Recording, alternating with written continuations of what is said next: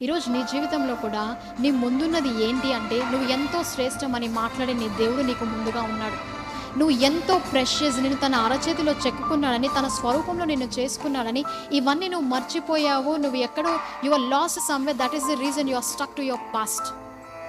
నీవు నీ ముందున్న నీ దేవుడని యెహోవా యొక్క గొప్పతనమును, ప్రేమను గుర్తించలేని స్థితిలో ఉన్నావు కాబట్టే నీవు ఇంకా గతంలో జీవిస్తున్నావు, లేదా ముందు ఇంకేదో జరిగితే బాగుండన్న ఊహలో బ్రతుకుతున్నావు. The reality is God is loving you. నీ దేవుడని యెహోవా నిన్ను ప్రేమిస్తున్నాడు. నీవు దేని గురించి చింతించవలసిన అవసరం లేదు, దేని గురించి భయపడవలసిన అవసరం లేదు. దేవుడు శ్రేష్టమైనవి అనుగ్రహిస్తాడు. ఈ లోకంలో ఉన్న పేరెంట్సే మన కోసం అంత చేయాలి, బెస్ట్ లైఫ్ ఇవ్వాలి, ది బెస్ట్ మీకు అనుగ్రహించాలని, అంతగా మీ పిల్లల గురించి మీరే శ్రేష్టమైనవి ఇవ్వాలని వారి కోసం కష్టపడి మీరు చేస్తుంటే, మీ పరలోకపు తండ్రి ఇంకెంత శ్రేష్టమైనవి ఇస్తాడు. నిన్ను బాధ పెట్టడానికి కాదు కదా దేవుడింది. దేవుడు ఏమంటాడు?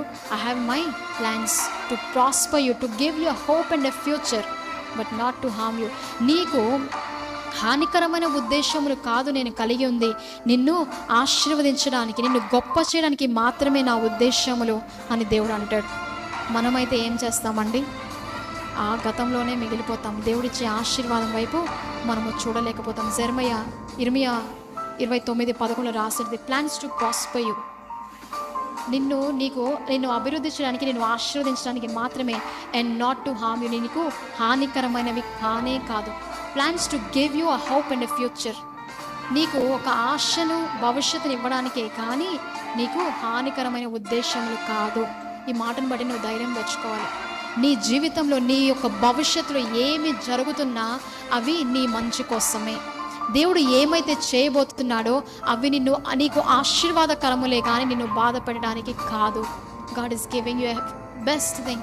నీ జీవితంలో దేవుడు శ్రేష్టమైన నీకు ఇస్తాడని నీవు గ్రహించినప్పుడు మాత్రమే నువ్వు ముందుకి అడుగులు వేయగలుగుతావు. నీ ఫోకస్ ముందుకి ఉంటుంది, నీ ఆశ, ఆలోచన అంతా తీరు మారిద్ది. అలా కాకుండా అలాగే ఉన్నావు అంటే the simple thing, you are not loving Christ. నువ్వు దేవుని ప్రేమించడం లేదు.